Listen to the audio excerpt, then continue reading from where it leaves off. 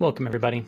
Let me ask you, have you ever felt like you struggled to fit in with those around you, the people who are like you, other parents, other entrepreneurs, maybe people working with you within your corporate job or anything like that? You feel like you struggle to fit in, or maybe you just feel like you're misunderstood, that people don't get you, and maybe you feel like your flaws set you apart different from them, or maybe even you've been referred to as being like too much. If any of those sound familiar, then you're going to want to check out this video, because we're going to dive deep into like that thing about you, that weirdness that you have is actually one of your superpowers. It's one of the things that you have that sets you apart, that you can use to show up differently and make a massive difference. We want you to stop hiding and actually start thriving with who you are. So let's talk about how you embrace what's different about you, show up differently so you can create more value, more impact, and live a more fulfilled life by showing up as who you actually are. Let's dive deep into that. Now, I used to think the weirdness I had made me an outsider in some sort of a way. And I spent years trying to sand down those edges. I would ask fewer questions. Maybe I care a little bit less about some things, thinking, I want to think inside the lines. I want to follow the mold of what other people are. I've got a good life on paper. And so I want to make sure that aligns with who I am, right? I'm just trying to fit in.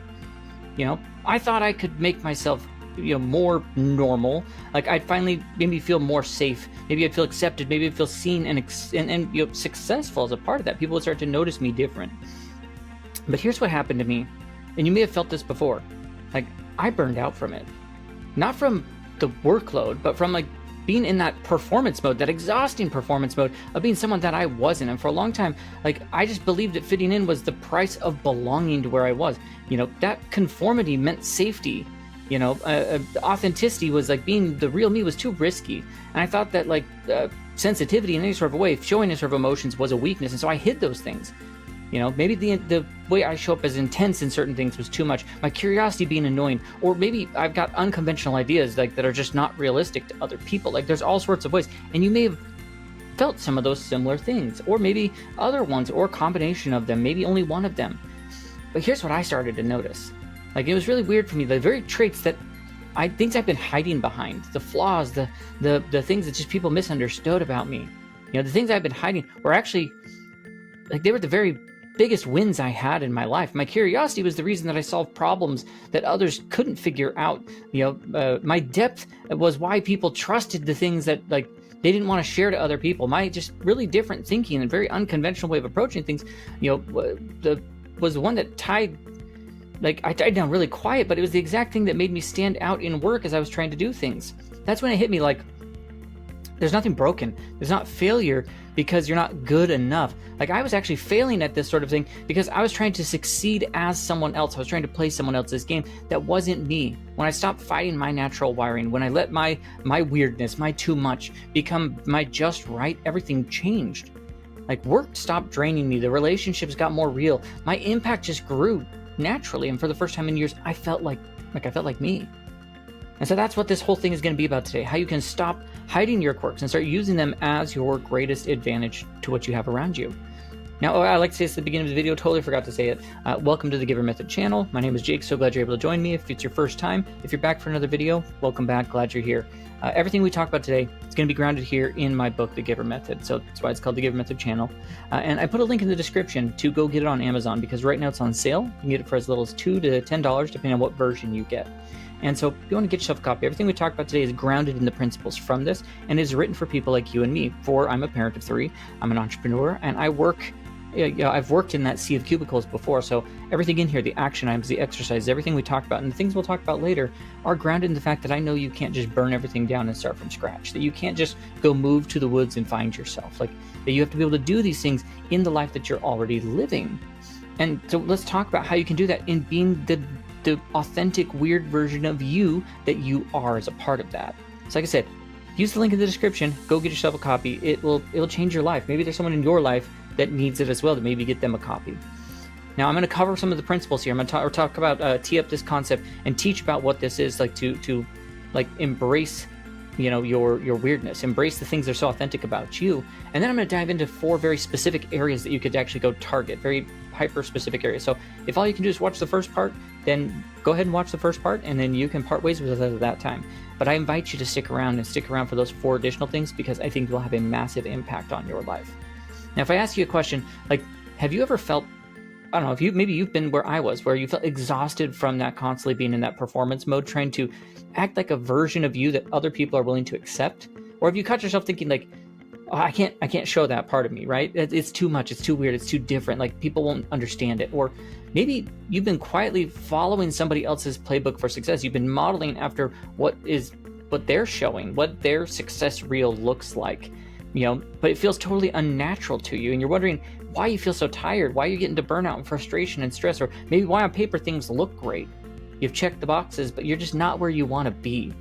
And so if that sounds familiar, then like I said, here's the truth. There's absolutely nothing wrong with you. It's not that there's something wrong or broken or failure or anything like that. You're tired of trying to live outside of what your natural design is. I mean, that could show up in certain ways, like if you're a parent who's told that you're too emotional or too soft, and so you hide that empathy when it's actually like what your kids need the most. Or as an entrepreneur whose unconventional ideas got labeled as unrealistic, but man, you learn to blend in and only watch your spark of why you did that thing fade. Or maybe you're an employee whose depth and intensity make you feel like you just don't fit. You're performing every day instead of bringing your full self to the table. And the thing is, like, those quirks, the oddities, the too much moments, those are like signature gifts. They're not flaws, they're the features that you have within you. And they're the most vivid part of the value that you can offer. And you are the only person with your combination of gifts, superpowers, weirdnesses, oddities, experiences, and all those things mixed together. So you're the only person who can make the impact that you can make right now. And there are people out there waiting for you to realize that, so you can start making an impact in their lives.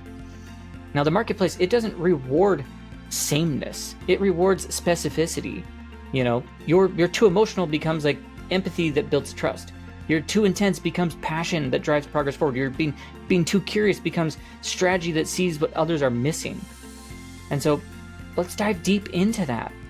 Like I said, I know when I stopped performing, started building from my authentic wiring, like everything clicked. I finally understood that authenticity isn't risky. It's actually way more sustainable. And so that's the point today. I want to walk you through here in a bit, those 4 areas, how you embrace the weirdness and turn it really into your edge, how you spot your hidden gifts and find the places that you just naturally thrive. And then claim your difference publicly. Let's do it, because that will create ripples of impact throughout your life. And no, it's not about just being different to stand out. I'm not about the I'm just doing this, I need to be different from other people. No, it's about just being aligned, authentic, because when you stop trying to fit in, you start just being who you actually are, and those all work together, like your relationships go deeper, your work feels lighter, your life just finally starts to fit, and you start to live that fulfilled life that you want.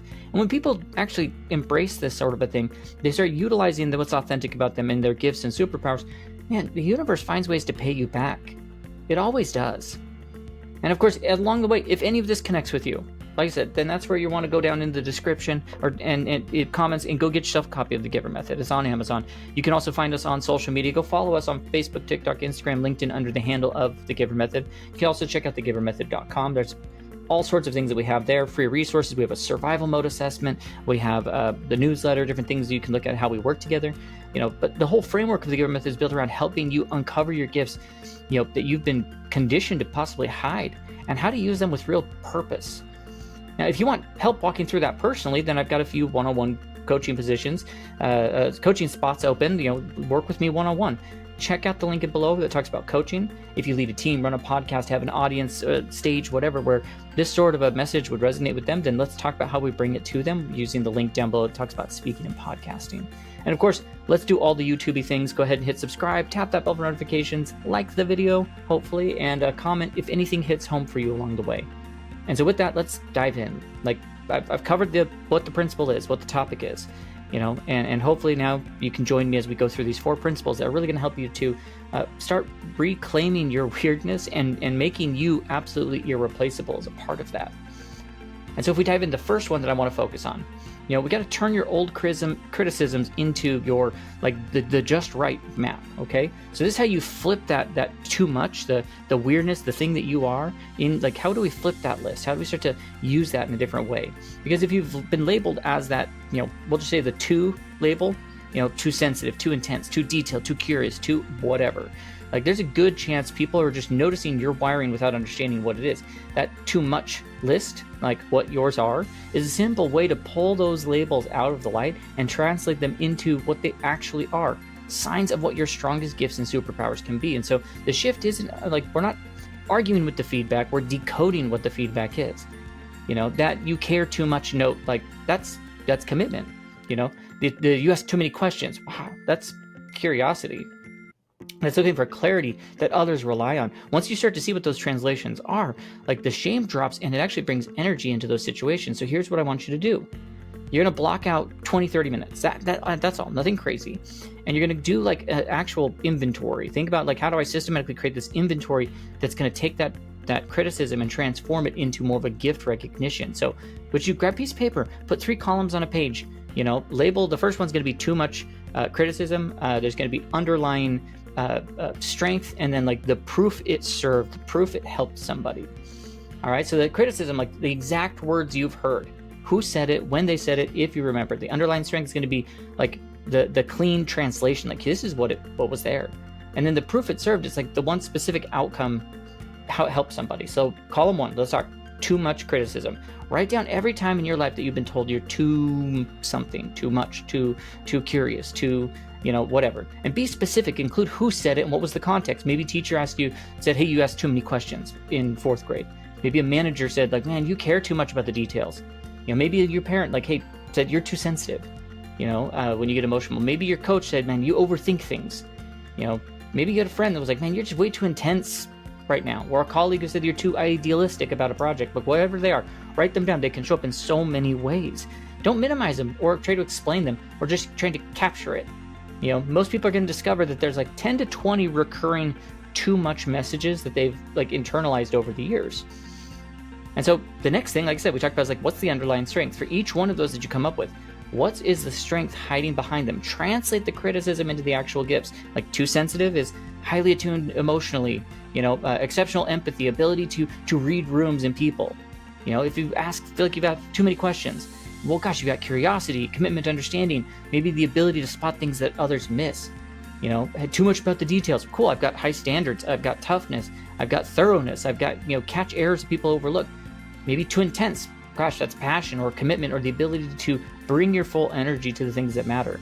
Overthinking, like, so these go on and on, like what strategic thinking, consider what are the other consequences? Like there's all sorts of ways this shows up. Whatever it is, write the strength next to each criticism and see the pattern of like what they start to come up with. Your too much is actually describing these natural strengths and superpowers that you have that you can start to use in full expression. And the way that you do that is with the third thing, which was like the proof it served. For each one of those strengths that you've identified, write at least one specific time, maybe a time in your life, where it actually served others. And it's proof that too much is exactly, in the right context, is what people need. Too sensitive being criticized, like, wow, right about the time that you attune your emotional, like, to the emotional undercurrents of a conversation, you helped support that friend who was in a crisis that nobody else could help. The too many questions, like, that annoyed people. Well, right about the time that your curiosity uncovered the root problem that everyone else was missing. You're too intense, makes people uncomfortable. Well, gosh, right about the time that your passion inspired the team to push through, like whatever those are, you document the evidence of what it is. Like, let it show that too much constantly has been like you're just enough. It's what people needed. And keep it tight. Maybe 5 to 10 lines is plenty. Like circle 1 or 2 that show up everywhere. Those are going to be the signature ones that are happening to you. And then, take a picture with your phone, snap a picture on it. And the next time you feel the urge to shrink, look for the proof column to remind yourself of like what actually happened when you just show up as you, as authentically as you. You can review it. That's just the easy way of doing it. So stop trying to fix any of the parts of you that were never broken and just start directing them correctly. The one move that cuts exhaustion from pretending, and gives you like, you language to what your gifts are and helps you like choose the rooms that you want to use those traits in. Your too much becomes the edge that you have as part of that. Now that takes us into the second area. Once we actually start to identify them, it's like, well, great, now how do we find the right room? How do we stop changing who you are and start changing like where you show up? Because most people never realize this. Like it's not weirdness that's the problem, it's often the room that you're in. The same trait that got labeled as too much in one space can make you the exact person that people need in another. And so that's where this idea of like experimenting with context is all about finding the right spaces. If you take maybe 2 weeks and challenge yourself where you test different environments and you track how like your energy, your authenticity, your ideas, like how are they all received? You're collecting that proof, those receipts, like that your quirks feel, if they feel heavy, or where do they feel like home, and you're going to see really clearly, like you don't have to change your wiring at all. You just have to plug into the right place. So like I said, commit to just like 2 weeks. But you take some deliberate context, think about it, how you're going to approach it. The first thing is like, you got to create the baseline assessment. So step one is the baseline, right? Before you start, you grab a notebook and you just rate your current reality. How drained or energized do you feel after a full day? How much real you actually shows up? What quirks do you hide to fit in? How much energy do you like burn just by pretending or performing? And that's your starting point. Like the note, which of like these too much traits we talked about that you're actively suppressing, and how much mental energy like that suppression is actually requiring. That baseline shows you like how starting when you have low energy, low authenticity, high suppression, like that, this experiment is going to reveal like how those numbers start to flip. So once you know what those are, now step two, you got to try some new rooms, new contexts, where you take the 2 weeks and you put yourself in at least 5 different spaces, professionally, socially, creatively, personally, whatever. Once again, not overhauling your life. You're just trying to test things. Like if in a traditional workplace, like maybe you join a brainstorming session or volunteer on a creative project where you could start to use some of this stuff. If your friend group stays surface level, maybe meet up with people who actually talk about things that matter. If your current role rewards conformity, then maybe you need to attend an event where originality is the currency that people are looking for. Like you're gathering real data when you go to these places that, hey, I've got weirdness that can fit in different places. I'm not guessing. And the key is variety. You're testing different environments to see like how your authentic wiring gets welcomed versus criticized. And then track what happens as you do that. You're gonna look for 4 specific areas. Once again, we talked about energy, authenticity, the reception, and like what the suppression cost is. Did the room drain or fuel you? Were you performing or were you relaxed? Did people light up when you shared ideas, or did they glaze over? And how much mental energy did it take to tone it down? Like notice those things. You're gonna see patterns real fast. Maybe your intensity thrives in startup environments. Maybe your empathy flourishes in mentoring settings, or your curiosity lights up in strategy meetings but dies in task-based ones. Like highlight those spaces. And then the next thing is you gotta make a move. Spend more time where your energy and authenticity were the highest. Gradually step back from the spaces that demand performance and presence. Like if the right context doesn't exist yet, then build it. Like go create a group, pitch a project, create a culture like that you've been craving as a part of that. And once again, just keep it simple. You're not trying to fix yourself. You're finding your fit. You're finding the rooms that accept you for who you are. So don't change who you are. Just change where you show up. This experiment proves context deserves your presence. Like, man, if you've spent years trying to win those environments, that performance mode that's built against your wiring, like that's why you're just in this constant uphill battle and just burning so much energy as a part of that. So that this flip of your the context experiment, this sort of like in the right rooms, proves you don't it's not a you problem. It's just that you've been in the wrong places. When you finally find the ones that celebrate the weirdness instead of shrinking in, like everything changes. Work stops draining you, relationships feel real. Your impact just grows naturally because you're finally in places that welcome the real version of you. And then that takes us to the third area where you got to claim what's your signature difference. How do you lead with, what makes you stand out? Not make it like blend in or make it a secondary thing about you. Most people finally figure out what their quirks aren't flaws, but they still keep it quiet. They know that too much is actually their strength, but they don't have the language to express it confidently or to make it not come off as strange to people at that point. So that's that signature difference, signature difference statement we're going to create, where it's just a simple sentence that helps us describe the unique wiring, in a way that instantly connects with people. It creates the value that you're wanting to create. So it sounds like this, hey, well, I'm a person who, and you fill in the blank of that quirk, that thing, which helps people to blank, whatever outcome it is. And once again, you're not bragging, it's just creating clarity. It's about how you bridge the gap between who you really are and how the world understands the impact of how it shows up. And when you put words to the weirdness, you stop blending in the crowd and you start being remembered for what actually makes you, you. So we're going to craft multiple of these signature statements, where they highlight different quirks and then practice them in different settings. So let's write it. You're gonna grab a piece of paper, open up a note app on your phone, and write 5 statements that are simple, I'm the person who, which helps people blank. And if you use the template, I'm person whose unique trait or whatever, helps with this out, like whatever. Create 5 of these different things. Pull from the too much inventory category that we talked about. How did they translate into strengths? What was the connection that it made for people? What was the clear outcome? Be specific, not generic. Think about all the traits, that you maybe hide: curiosity, your intensity, your empathy, and connect them to it. Hey, think about this way, like I'm the type of person who asks uncomfortable questions, everyone else avoids, which helps teams finally solve real issues instead of dancing around them. And I'm the person who feels deeply about work that matters and helps people to connect with their purpose and meaning. Or, gosh, I'm a person who sees connections others miss, and I help businesses spot innovations.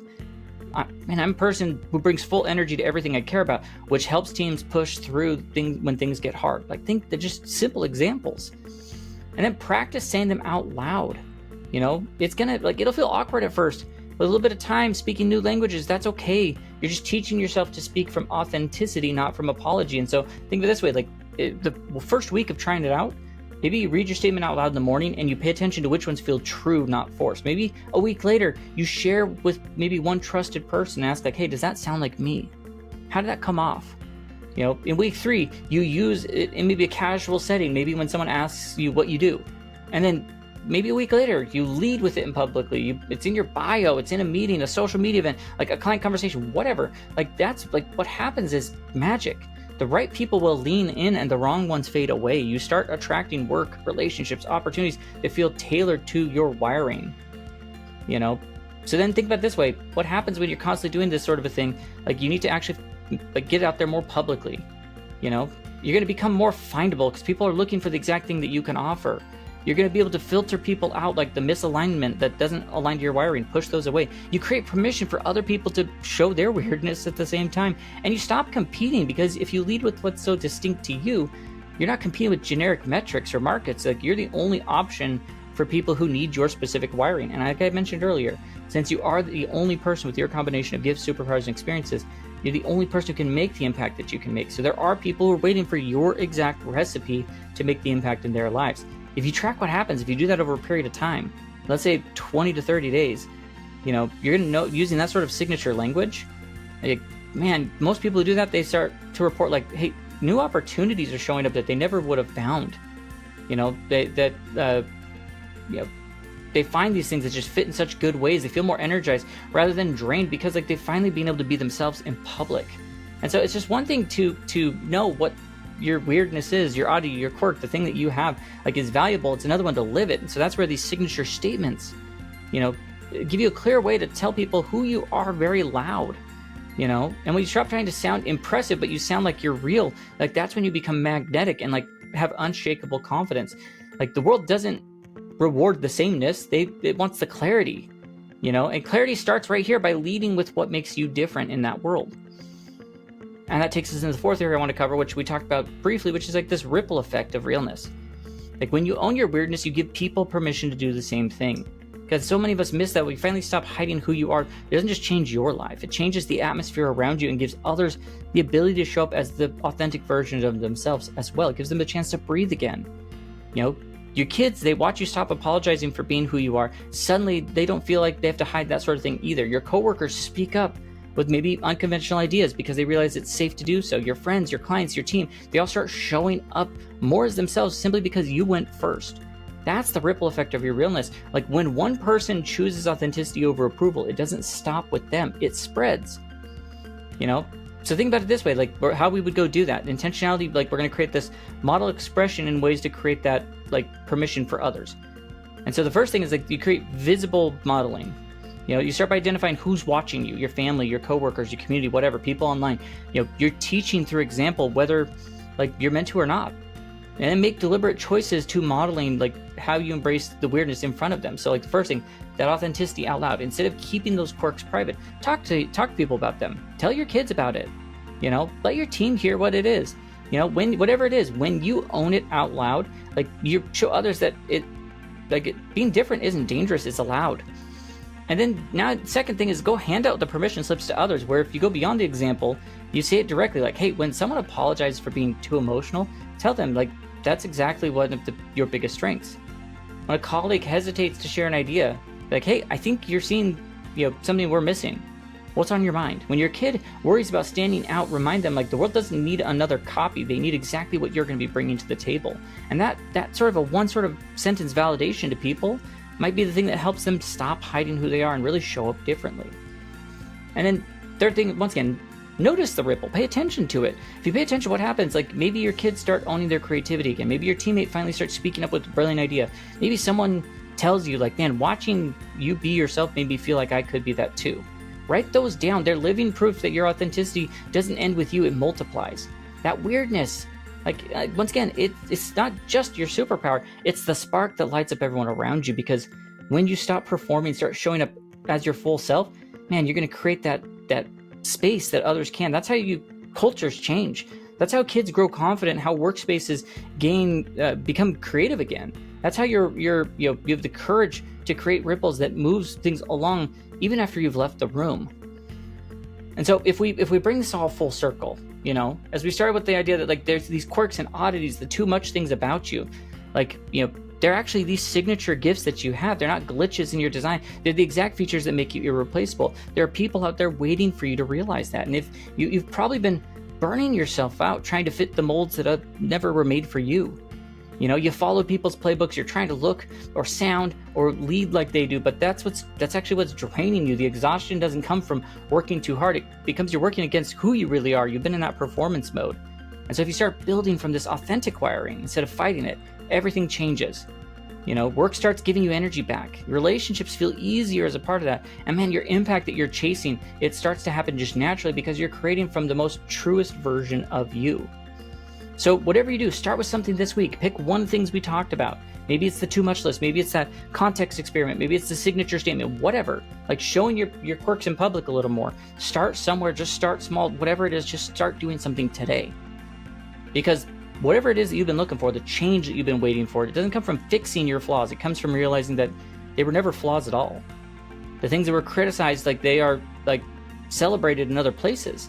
That sensitivity, curiosity, the passion, the idealism, whatever, like they aren't liabilities. They're your gifts that make you magnetic. And the part that gets overlooked so much is like when you embrace it, everyone around you gets the permission to do so as well. That's how personal growth turns into real change. That's how dads, who own their emotional depth teaches their kids that they can be gentle. The entrepreneur who can build the unconventional ideas that shows others like how to move forward like on their own path to success. How employees lead with their unique perspective, that opens doors because of others are watching. Your weirdness isn't a flaw to fix. It is your permission slip that others are waiting for. And so if you want to dive deeper into this concept, once again, that's where I said you should grab yourself a copy of the GIVER Method. The link is in the description and in the comments. You can go to Amazon right now, just look up the GIVER Method by Jake Talbert. Like, go get yourself a copy. Go get it for someone else who needs it. It will make a massive change in your life. Go to givermethod.com, check out those free resources, check out the other things about us. Learn about this framework that's going to reveal the natural abilities, that you've been conditioned to hide, and then how you build the authentic life right where you are in the life you already have. Now, if you want someone in your corner who's walked that same path to be your guide, check out the one-on-one coaching link down below. If you have a stage, a podcast, an event, whatever it may be, and your audience needs to hear this kind of message, let's talk about how we bring it to them. Use the link down below about speaking and podcasting. And of course, if you haven't already, like the video, subscribe to the channel, hit the bell for notifications, and drop a comment for whatever landed for you the most. Just, if you take anything else away from this, stop standing, stop sanding down the edges that you have. Stop apologizing for being too much. Stop chasing the generic success that were never built for you. The world doesn't need another copy. It needs your exact flavor. Your quirks are the breadcrumbs leading you back to your zones of genius. The very things that made you feel out of place once are going to make you stand out in the right places. And when you finally stop performing like everyone else's version of success and you live by your own design, things will click. You become more magnetic. You get more energy. Like, you're authentic instead of performing. Because the person who you are when you stop hiding isn't a new version of you. It is the real version of you that already exists. It's just been finally allowed to show up. And so take this as your permission slip. Take this your too much, your weirdness, your thing. Man, it is exactly it's your edge. It's your calling card. Stop blending in. Start building from who you really are. That's where your spark will live. That's where impact begins. That's where you can finally stop burning out, because you don't pretend who you are. Like, you're ready to thrive with exactly who you're meant to be. And once again, there are people waiting for you to realize that you're the only person with that combination of gifts, superpowers, and experiences. So let's start using them day to day with the weirdness that we are, so we can make the impact that only you can make. With that, I'll just say, hopefully you have a great rest of your day. Check out the other videos on the channel, and hopefully we'll see you in our next video soon. Have a great rest of your day.